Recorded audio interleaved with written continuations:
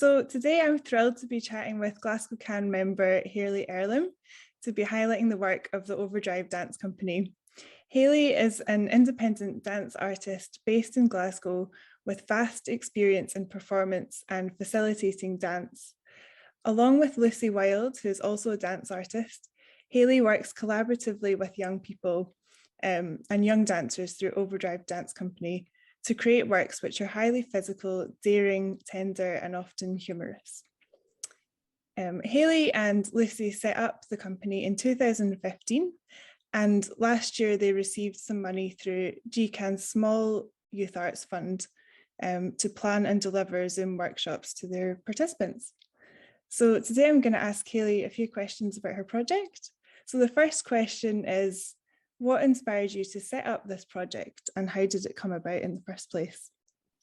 I think the inspiration to set up the project to begin with was just to bring people back together again. We were coming still in a time of lockdown and in the pandemic, and the young people that we were working with, we had lots of really exciting opportunities lined up for them, from performing at the Fringe, performing at national showcases, performing in local theatres.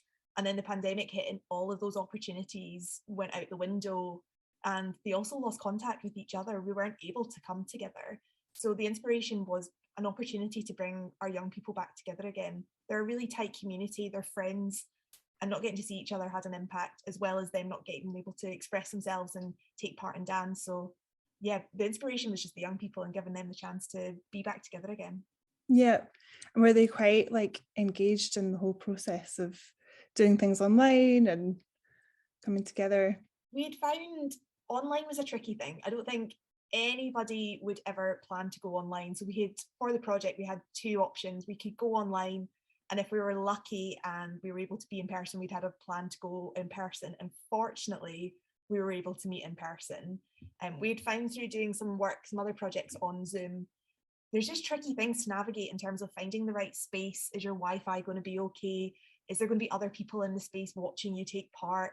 So we had found a slightly different setup in terms of it was more of a social, and then tasks that they could get up to in their own time, and then come back at a later point and share what they'd come up with. Whereas when we're in person, we have shorter sessions, but very intense for that reason. So would you say that was the kind of biggest challenge then, was trying to kind of navigate that new online world and online space? Yeah, I think the biggest challenge was navigating being able to come back in person, and with everything with COVID, we always knew that we had online to fall back on, but we tried as much as possible to strive for in person. That's what the young people had asked for, and then obviously online would be something that we could do. So I guess the greatest challenge that we had was gaining access to our space, and we're really lucky we also get support from Creative Learning of the Theatre Royal. So we were really dependent on when the theatre could open, when it was open to the public, and then also their staffing and everything that had changed in times of COVID. So the way that we ran in terms of even just entering the building, everything's different. Yeah. So factoring in COVID, I think, has been probably the biggest challenge. And then we split our project. We had a block before the winter break and then a block after, and then obviously the restrictions had changed. So we thought that it was all fine and we were in person, and then obviously everything changed again. But fortunately, we had really great support from the theatre, and they snuck us in through the back door. So to come in, it just wasn't open to the public. Yeah, so typical of just participatory arts projects having to shift so fast to changing circumstances, and you kind of have to have a plan A, plan B, and plan C in place just to make things happen. But yeah, I mean, obviously you set up Overdrive in 2015. So what's been kind of the greatest achievements, would you think, of the company, and how has it affected the participants in themselves? I think one of the greatest achievements that we've had is we still have the same dancers from the beginning. And Overdrive works with predominantly teenage boys. So we met a lot of these people when they were aged, say, 10 to 14. And all these years later, they're still coming and dancing. I just love that as an achievement. I think with any participatory arts, with anything in a youth setting, you are always going to lose people when you factor in exams and life and finding other interests. But we've got a core group of really talented young dancers who are articulate as artists, and then they go do their normal teenage things afterwards. So it's been really interesting watching them grow up. I mean, when I first met them, we all talked down, and now they're all really tall, so we have to look up and sit next frame talking to them all.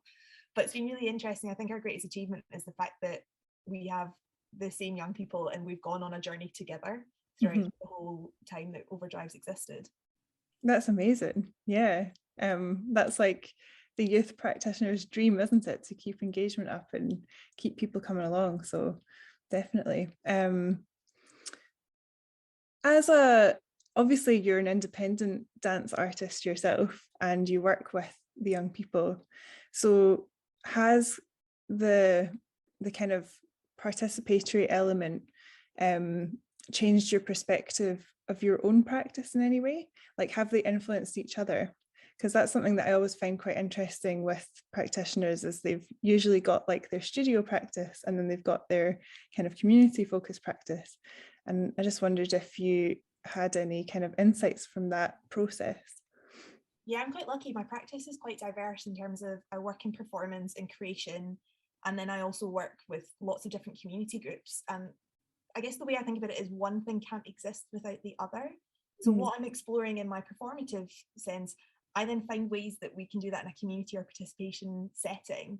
And then if I'm on stage, then I'm thinking about those people that would come to my workshops or come to share space with us, and everything feeds into each other. So things that I'm learning from people, I find a way to sort of share that out in a creative sense. So yeah, I couldn't do one without the other. Yeah, so they're almost kind of like semiotic in a way. Yeah. And what kind of advice would you give to anyone that's just looking to set up their own, can be general participatory project or specifically a dance one, if they're just getting started? One of the things that I find most useful, and I'm going to shamelessly plug, is Glasgow CAN. During lockdown, I went to loads of the seminars, loads of the advice surgeries that were going on, because setting up a project, I had no idea in terms of all the project management, all the things that you need to go through. Once I had people in the space, that was where I had my experience. So getting that extra support, and I guess asking people to help you as well. If it isn't Glasgow CAN, then finding somebody else that can read through your application, make sure it all makes sense, because it can be little things that how you're expressing yourself just don't come across in an application, and just having somebody else to give you that extra support who's probably quite good at it and experienced themselves really goes a long way. Yeah, and just like seeing examples of what other people are up to and how they kind of get their ideas across. And it can be very isolating as well, can't it, if you're an independent artist and you're trying to get stuff done. It can be helpful to benefit from a larger network of creatives. And I hear you've got a show coming up. I don't know if this will come out after that, but do you want to say a little bit about that? Yeah, so Overdrive are performing as part of the Go Dance Festival at the Theatre Royal. You can catch them on Wednesday the 2nd and Friday the 4th of February. There's going to be an amazing variety of different community groups and a mixture of digital and live performance. That's so exciting. Yay! Back in the theatre. Yeah, live shows. Well, thanks so much, Hayley, for letting me interview you. And it was an absolute pleasure to hear more about the project. I can't wait to see what comes next with it all, and we'll be following your work into the future. So thank you.